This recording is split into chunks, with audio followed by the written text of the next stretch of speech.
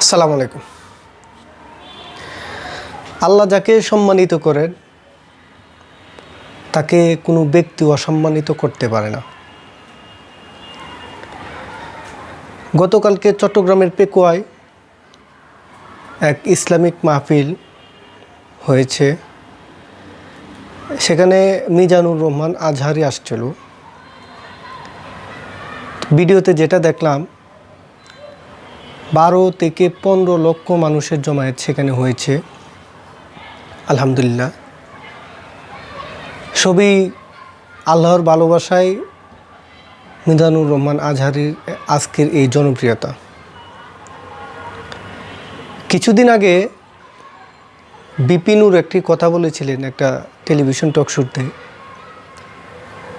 যে বাংলাদেশের যে আওয়ামী লীগ যে দলটি আছে, এই দলটি বাংলাদেশের এক প্রান্তে সমাবেশ করবে, অপর প্রান্তে আরেক রাজনৈতিক দল বিএনপি, সেটিও বাংলাদেশের আরেক প্রান্তে মাহফিল সমাবেশ করবে। আরেকটি জায়গায়, উন্মুক্ত জায়গায় মিজানুর রহমান আজহারি, তাকে দেওয়া হবে সমাবেশ করার জন্য। সবচাইতে বেশি সমাগম হবে মিজানুর রহমান আজহারি তার মাহফিলে। এটির বাস্তব উদাহরণ গতকালকে আমরা পেয়েছি। এত মানুষের জমায়েত, যেখানে কাউকে টাকা দেওয়া হয় নাই, কাউকে একটা বিরিয়ানির প্যাকেট দেওয়া হয় নাই, কারো যাতায়াতের জন্য কোনো গাড়ি ভাড়া দেওয়া হয় নাই।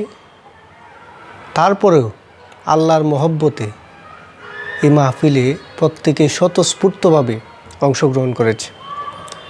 অপরদিকে আমরা কি দেখি, রাজনৈতিক দলগুলা বা অন্যান্য সমাবেশগুলোতে তাদের সারা বাংলাদেশে ইউনিয়ন পর্যায়েও একটি কমিটি থাকে, নেতৃবৃন্দ থাকে, তাদের তত্ত্বাবধানে টাকা খরচ করে তাদের তত্ত্বাবধানে সমাবেশ করতে হয়।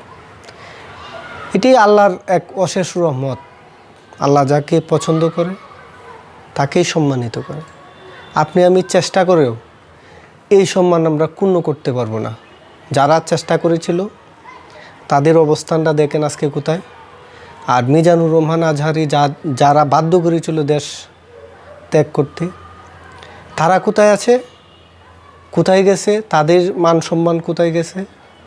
আর ঠিকই আল্লাহ তাকে সম্মানের সহিত বাংলাদেশের মাটিতে আবার ফিরিয়ে আনছে। সকলের প্রতি আহ্বান থাকবে, যদি কোনো ব্যক্তি জনপ্রিয়তা সঠিকভাবে জনপ্রিয় হয়, আল্লাহর কাছে প্রিয় হয়, মানুষের কাছে প্রিয় হয়, অবশ্যই আমরা তাদেরকে সহযোগিতা করব। তাদের পা চেপে ধরব না যাতে তারা নিচে পড়ে যায়। সবাই ভালো থাকবেন।